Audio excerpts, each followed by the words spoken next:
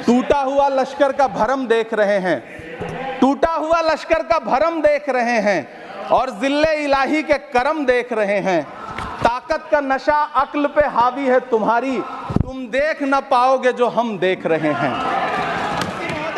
वित्त मंत्री महोदया ने इस बजट में महंगाई पर सिर्फ 10 शब्द बोले हैं।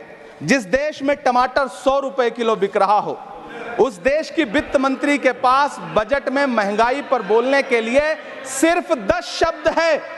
डीजल सावन चल रहा है तो प्याज और लहसुन का दाम पूछना तो शायद पाप होगा।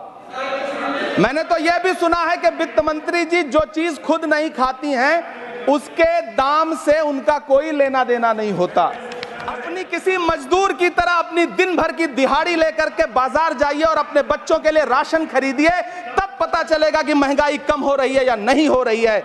यहां बैठ करके बड़ी बड़ी बातें करना आसान है। ये चूनर धानी धानी भूल जाते, ये पुरवा की रवानी भूल जाते, जो आकर 4 दिन गांव में रहते तो सारी लंतरानी भूल जाते। सभापति महोदय कि जो सच और झूठ में दूरी है वो दूरी समझते हैं। सियासी हाकिमों की हम भी मजबूरी समझते हैं, वो अपना हक समझते हैं निवाला छीन लेने को। डकैती को बहुत से लोग मजदूरी समझते हैं। हमें इमरान प्रतापगढ़ी। धन्यवाद सभापति महोदय, आपने मुझे आम बजट पर बोलने का मौका दिया। इमरान प्रतापगढ़ी। धन्यवाद सभापति महोदय। 83 मिनट 71 बार थपथपाई गई मेज, 14,417 शब्दों का बजट भाषण और उस बजट में अपने लिए राहत तलाशती मिडिल क्लास की हैरत ज़दा आंखें। सभापति महोदय, मेरे हाथों में जो दस्तावेज है दरअसल ये देश के किसानों, गरीबों, मजदूरों की उम्मीदों का स्मारक है। ऐसा लग रहा है जैसे वित्त मंत्री महोदया ने बजट नहीं तैयार किया है बल्कि प्रधानमंत्री जी की मन की बात का संकलन तैयार किया है। टूटा हुआ लश्कर का भरम देख रहे हैं, टूटा हुआ लश्कर का भरम देख रहे हैं और जिल्ले इलाही के करम देख रहे हैं। ताकत का नशा अक्ल पे हावी है तुम्हारी, तुम देख न पाओगे जो हम देख रहे हैं। वित्त मंत्री महोदया ने इस बजट में महंगाई पर सिर्फ 10 शब्द बोला है। जिस देश में टमाटर 100 रुपए किलो बिक रहा हो। सभापति महोदय, मेरा टाइम पॉज करें और बार बार इंटरप्ट करने को या तो मना करें। हाँ बोले, कृपया बोले। सभापति महोदय, वित्त मंत्री महोदया ने इस बजट में महंगाई पर सिर्फ 10 शब्द बोले हैं। जिस देश में टमाटर 100 रुपए किलो बिक रहा हो, उस देश की वित्त मंत्री के पास बजट में महंगाई पर बोलने के लिए सिर्फ 10 शब्द है। डीजल, पेट्रोल, आटा, चावल, दाल, सब्जी की महंगाई का तो कोई जिक्र ही नहीं। सावन चल रहा है तो प्याज और लहसुन का दाम पूछना तो शायद पाप होगा। मैंने तो यह भी सुना है कि वित्त मंत्री जी जो चीज खुद नहीं खाती हैं उसके दाम से उनका कोई लेना देना नहीं होता। लेकिन इस बार बजट पेश करने के लिए पार्लियामेंट आने से पहले वित्त मंत्री जी ने दही और चीनी खाई थी। अब तो उनसे यह पूछा जा ही सकता है कि उन्हें दही, दूध और चीनी का रेट तो इन दिनों पता ही होगा। क्या उसे सस्ता करवाएंगी या नहीं सस्ता करवाएंगी?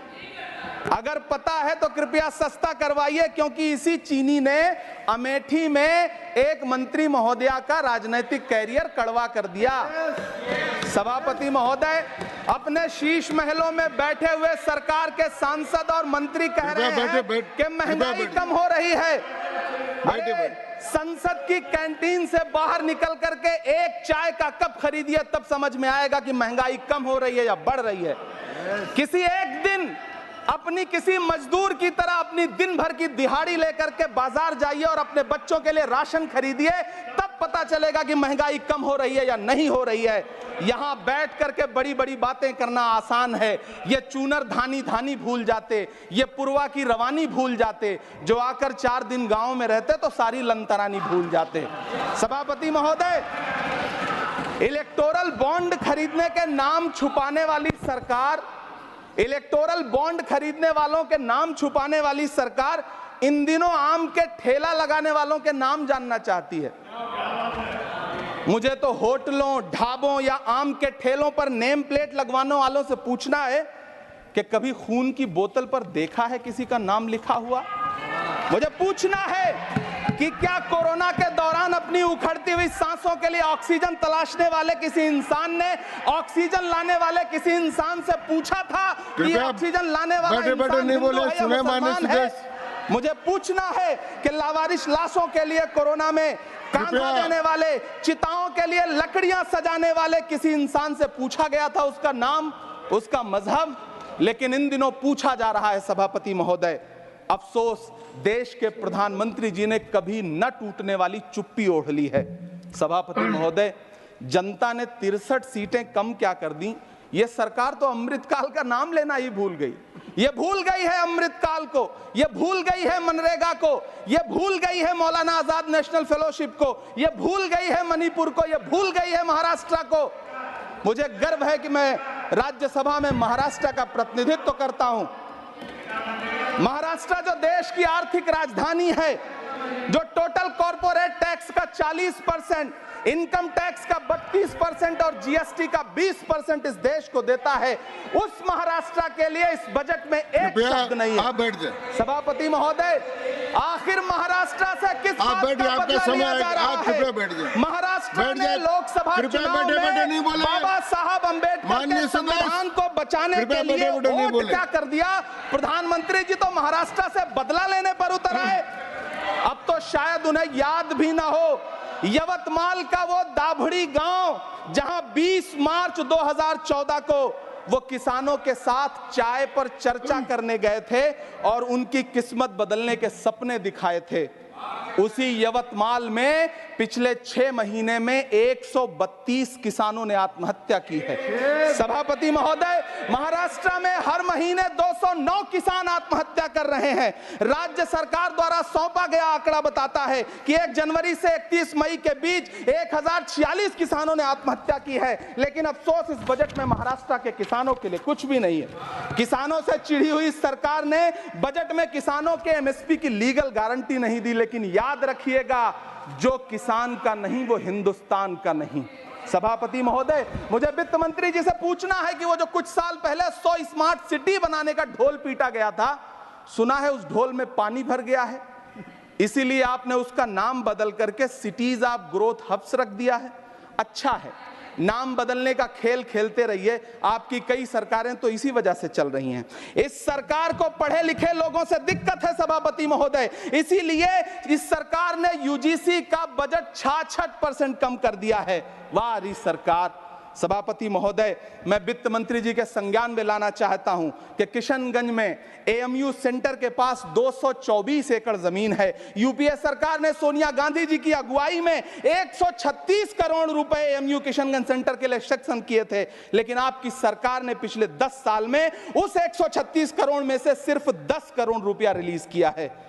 1.5 करोड़ की आबादी वाला सीमांचल बेहतर शिक्षा के लिए उस सेंटर की बाट जोह रहा है। मेरा आपसे सवाल है कि इस सेंटर का बाकी पैसा आप कब रिलीज करेंगे? मुझे उम्मीद है वित्त मंत्री महोदया जवाब जरूर देंगी। सीमांचल उसी बिहार में आता है जिसकी बैसाखी के सहारे आपकी सरकार चल रही है। वहां के लोगों को एम्स की जरूरत है। महानंदा और कोसी से होने वाली बाढ़ की तबाही को रोकने के लिए बांध बनाइए, सीमांचल के साथ सौतेला व्यवहार बंद करिए। इकोनॉमिक कॉरिडोर बनाने से किसी राज्य का विकास नहीं होगा, विकास होगा स्वास्थ्य और शिक्षा के बुनियादी मुद्दों के लिए बजट देने पर। सभापति महोदय, एक तरफ तो इस बजट में पीएम आवास योजना के तहत 3 करोड़ अतिरिक्त मकान देने की घोषणा है और दूसरी तरफ लखनऊ के अकबर नगर में 1280 वो मकान हैं जिन्हें रिवर फ्रंट बनाने के नाम पे बुलडोजर से जमींदोज कर दिया गया। सभापति महोदय, लोग चीखते रहे, बच्चे बिलखते रहे, वसुधैव कुटुंबकम का नारा लगाने वाली सरकार इंसानों के घरौंदे उजाड़ कर जश्न मना रही है। सभापति महोदय, मेरा बहुत भावुकता के साथ देश के प्रधानमंत्री से सवाल है कि इन उजड़ते हुए मकानों और बेघर होते हुए घरों को देख करके आपको नींद कैसे आती है, आप सो कैसे पाते हैं? मेरा सवाल है इस देश के प्रधानमंत्री से, या तो लोगों के घरों दे उजाड़ना बंद करिए या फिर करोड़ों मकान बनाने की झूठी घोषणाएं करना बंद करिए। यह बजट झूठ का पुलिंदा है। यह बजट आपके पिछले साल के बजट का कट कॉपी पेस्ट है। यह बजट हमारे चुनावी घोषणा पत्र की नकल करने की एक बेईमान कोशिश है। लेकिन कहावत है ना कि नकल के लिए भी अकल चाहिए। मेरे हाथ में एक तरफ न्याय पत्र है जो हमारा है और दूसरी तरफ अन्याय पत्र है जो आपका है। इस सरकार को आलोचना सुनने की आदत नहीं है सभापति महोदय। जब आप इनसे सवाल पूछिए तो ये शांत कहते हैं कि आप बताइए 70 साल में आपने क्या किया है। मैं तो इस सदन में कहना चाहता हूं सभापति महोदय कि हमसे 70 साल का हिसाब मांगने वालों, जो सरकार अपना चलाया हुआ 2000 का नोट 7 साल नहीं चला सकी, वो हमसे 70 साल का हिसाब मांगती है। सभापति महोदय, मैं अंत में आपसे यह कहना चाहता हूं, यह बजट बैसाखी पर टिकी हुई सरकार का कुर्सी बचाओ बजट है। इस बजट में राज्यों के साथ, किसानों के साथ, नौजवानों के साथ, महिलाओं के साथ, देश के मिडिल क्लास के साथ अन्याय किया गया है और इस अन्याय का खामियाजा आपको महाराष्ट्र, हरियाणा और झारखंड के चुनाव में भुगतना पड़ेगा।